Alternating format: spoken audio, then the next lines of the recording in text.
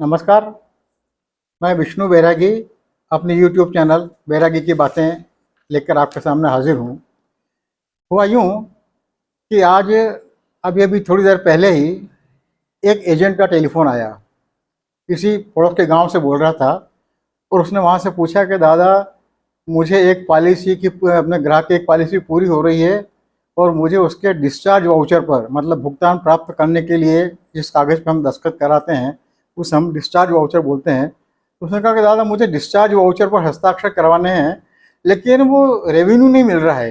Revenue यानी revenue stamp, रसीदी ticket ₹1 वाला। तो वो रेवेन्यू नहीं मिल रहा है, तो उसके बिना दस्तखत कैसे करवाऊँ? मैंने उससे कहा कि भाई, बिना रेवेन्यू स्टाम्प लगाए दस्तखत करवा ला, उसका भुगतान हो जाएगा। उसे विश्वास नहीं हुआ। उसने फिर पूछा कि सच्ची में हो जाएगा? मैंने कहा हाँ भाई, हो जाएगा। उसने कहा कि यदि कभी बात बाबूजी ने अड़ा दी, अपने क्लेम सेक्शन वाले बाबू ने अपनी बात अड़ा दी, तो क्या होगा? मैंने कहा तू चिंता मत कर, तेरा भुगतान मैं दिला दूंगा ग्राहक का, तो केवल दस्तखत करा ला, रेवेन्यू स्टाम्प की चिंता मत कर। बात खत्म हो गई। और बात बंद होने के बाद अचानक मुझे ध्यान आया कि जिस एजेंट से मैं बात कर रहा था वो वाणिज्य स्नातक है, बीकॉम है, और सामान्य ज्ञान की प्रतियोगिता में उसने कई जगह पुरस्कार हासिल किए हैं। अच्छा बोलने वाला है, मिठ बोला है और बड़ा सामाजिक है, और चार्टर्ड अकाउंटेंट लोगों से भी उसकी दोस्ती है।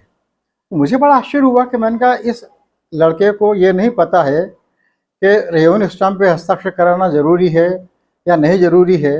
उसके बाद मुझे विचार आया कि हो सकता है कि ऐसी स्थिति और भी कई लोगों की हो।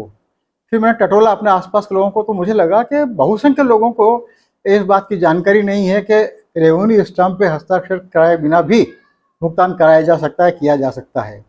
दरअसल हमारी एक धारणा बनी हुई है कि कोई भुगतान लेने के लिए यदि वो 5,000 से ज़्यादा का है तो हमें उस पर रेवेन्यू स्टाम्प पर दस्तखत करके देना चाहिए, देना पड़ता है, और यदि रेवेन्यू स्टाम्प पर दस्तखत नहीं है तो भुगतान नहीं होगा। ये एक भ्रांति है। वास्तविकता ये है कि जो कानून है सरकार के, उसके तहत 5,000 रुपये या उससे अधिक का भुगतान कोई ले रहा है तो भुगतान लेने वाला सरकार को ₹1 का टैक्स चुकाता है। ये ₹1 का टैक्स आखिर वो कैसे चुका है? खजाने में जाके जमा करने से तो रहा, और सरकार के किसी विभाग में जाकर रसीद कटाने से तो रहा। तो उसके लिए ये रेवेन्यू स्टाम्प, रसीदी टिकट का प्रावधान किया गया है कि ये रेवेन्यू स्टाम्प लगा देगा कि मान लिया जाएगा कि उसने सरकार को ₹1 का कर भुगतान कर दिया है। लेकिन अधिसंख्य लोगों को मालूम ही नहीं है ये एक टिकट पर और टिकट के ऊपर हस्ताक्षर क्यों कराए जाते हैं। एक टिकट पर एक बार भुगतान का रसीद दी जा सकती है। एक से अधिक भुगतान एक टिकट पर कोई नहीं ले ले, इसलिए उस टिकट की शक्ल बिगाड़ दी जाती है, उसे विरूप कर दिया जाता है, आप विकृत कर दिया जा सकता है, या अपने कहिए अंग्रेजी में कहिए डीफेस कर दिया जाता है, ताकि वो दूसरी बार काम में नहीं लिया जा सके। टिकट पर हस्ताक्षर करने से वो विरूप हो जाता है, बिगड़ जाता है, दूसरी बार उपयोग के काबिल नहीं रहता है। और इसीलिए भ्रांति हो गई है कि वो टिकट को विरूप करने का आसान तरीका यही था कि उसके ऊपर दस्तखत करा दिए जाए, तो दो काम एक साथ हो जाएंगे, अलग से उसे विरूप नहीं करना पड़ेगा। तो जैसा आपने देखा होगा कि पोस्ट ऑफिस में हम जो चिट्ठियां डालते हैं या जो पोस्टेज होता है उसमें डाक टिकट की मोहर लगती है। यानी ये वैसे डाक विभाग ने हमारे टिकट के रूप में जो उसका भुगतान था उसे प्राप्त कर लिया है, और रसीद पे ठप्पा इसलिए लगाया जाता है कि उन टिकटों को दूसरा उपयोग नहीं कर ले। आपने देखा होगा। इसलिए ये धारणा बिल्कुल गलत है। तो ये ₹1 का कर चुकाया जाना है, तो ये कर चुकाने के लिए रसीदी टिकट पर हस्ताक्षर करना आवश्यक नहीं है। मैं यहाँ 3 चित्र दे रहा हूँ। पहले चित्र में आप देख रहे हैं रेवेन्यू स्टाम्प के ऊपर दस्तखत किया हुआ है। दूसरे चित्र में आप देख रहे हैं कि रेवेन्यू स्टाम्प अलग से लगा हुआ है, हस्ताक्षर अलग से किए हुए हैं। तीसरा एक और है, ऐसे संस्थान जिन पे सैकड़ों हजारों लोग रोज आके भुगतान करते हैं, वो हम ऐसे संस्थान अग्रिम जमा कर देते हैं, और अग्रिम जमा करने के बाद जो भुगतान लेने की पावती है उस पर लिखा जाता है कि किस ऑर्डर नंबर से किस तारीख को इतना ये अग्रिम कर भुगतान कर दिया गया है, और ये ऑर्डर तारीख फला फला तक प्रभावी होगा। हम एजेंटों के यहाँ से जो प्रीमियम पॉइंट चलते हैं, रसीद जारी की जाती है, उस पर ये लिखा हुआ आता है, ये तीसरे नंबर के फोटो में आपको नजर आएगा कि ये भुगतान 5,000 से ज़्यादा का है, और इसमें दस्तखत मैंने कर दिया और इसमें ऊपर लिखा हुआ है कि फला फला ऑर्डर नंबर से अग्रिम कर चुकाया जा चुका है। लेकिन हर संस्थान तो ऐसा नहीं कर सकता, इसीलिए 1 रुपये के टिकट देकर उस स्टाम्प को विकृत कर दिया जाता है और बड़े संस्थान अपनी मोहर लगा के उसे विकृत करते हैं। हमारे LIC में यदि आपने कभी प्रीमियम जमा की होगी तो आपको वहाँ से जो रसीद मिलती होगी उस पर अलग से रेवेन्यू स्टैम्प लगता है और उस पर LIC का टप्पा लगा रहता है। लेकिन इसलिए यदि आपके पास रेवेन्यू स्टैम्प नहीं है, दस्तखत कर दीजिए, अलग से 1 रुपये का टिकट लगाकर उसे डिफेस, विकृत, विरूप, अनुपयोगी कर दीजिए और आपने 1 रुपये कर चुका दिया है, ये स्पष्ट हो जाएगा।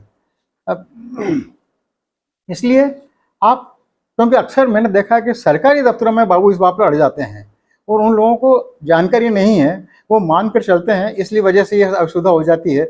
हम एजेंट लोग अपनी जेब में ये रसीदी टिकट लेके चलते हैं कि कहीं ऐसी स्थिति बन जाती है, दफ्तर में कोई आता बेचारा ग्राहक कि मुझे साहब रसीदी टिकट चाहिए, अब वो वहाँ से LIC दफ्तर से आके पोस्ट ऑफिस कैसे जाएगा, क्योंकि ये टिकट केवल पोस्ट ऑफिस में बिकते हैं, या और यदि पोस्ट ऑफिस ने किसी एजेंट को अधिकृत कर रखा है तो उसके यहाँ मिलेंगे आपको, बाकी कहीं दुकानों पर नहीं मिलेंगे। कुछ लोग सुविधा के लिए रखते हैं, जैसे हम लोग रखते हैं, तो उसे अधिकृत बिक्री केंद्र नहीं है, वो आपसी समझ का मामला है। इसलिए हम लोग भी अपने ग्राहकों को 1 रुपये का रसीद टिकट दे के उसका काम चला देते हैं, उसका काम रुके नहीं। हमारे LIC के कई कर्मचारी अपनी अपनी जेब में ऐसे टिकट लेके बैठे रहते हैं और कोई ग्राहक ऐसा आता है तो उसको वापस पोस्ट ऑफिस का चक्कर नहीं लगाना पड़े, इसलिए उसका उपयोग कर लेते हैं। ध्यान रखिए, महत्वपूर्ण बात यह है, जो बारीक बात इसमें यह है कि कर चोरी, राजस्व कर चोरी हमारे यहाँ अपराध है और धड़ल्ले से कई लोग बिना रसीदी टिकट लगाए ऐसी रसीदें जारी कर रहे हैं, वो अज्ञानवश कर रहे हैं। लेकिन हमारा कानून कहता है कि आपको इस अपराध की जानकारी नहीं थी, इस बिना पर आपको क्षमा नहीं किया जा सकता। यदि कोई अड़ी फंसी बात हो या कोई अपने वाली पे आ जाए तो एक शिकायत कर दे, तो 1 रुपये की कर चोरी हो सकता है हजारों लाखों में भी हो जाए, इस पर निर्भर करता है। इसलिए पहली धारणा, रसीदी टिकट पर हस्ताक्षर करना जरूरी नहीं है, हस्ताक्षर कर दीजिए, अलग से टिकट लगाकर उसे विकृत कर दीजिए। और कई संस्थान जो अग्रिम रूप से जमा कर चुके होते हैं तो वहाँ पर बिना टिकट के रसीद मिलती है, तो वहाँ ये आग्रह मत कीजिए कि आपने टिकट क्यों नहीं लगाया।